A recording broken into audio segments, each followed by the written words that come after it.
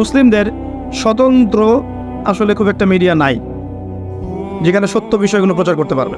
এখন YouTube Facebooking হয়েছে, আপনারা প্রচার করছেন, কিন্তু এখানেও অনেক ফিতনা আছে। কারণ এই প্ল্যাটফর্মগুলো হচ্ছে ইহুদি খ্রিস্টানদের, এই প্ল্যাটফর্মগুলো ইহুদি খ্রিস্টানদের প্ল্যাটফর্ম। এখানে আমরা যারা নেমেছি, আমরা নিজেরা আসলে নিজের পায়ে কুড়াল মেরেছি, জানেন। একটা লেকচার দেওয়া হবে, দেখবেন লেকচারের একটা অংশ কাট করে এমন সামলাইন দিয়ে দিবে যে আপনি শেষ, অথচ ওর সাথে আপনার বিন্দুমাত্র সম্পর্ক নাই, ঠিক আছে।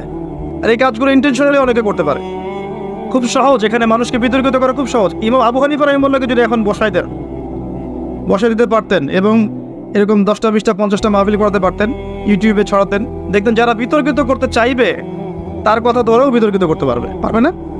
সুযোগ আছে, একটা কথার এক অংশ একটা কথা আরেক অংশ লাগিয়ে দিবে, সই গেল। এখনকার অবস্থা আপনার যে আপনার কাছে মিডিয়া নাই, প্রযুক্তি, এই যে যত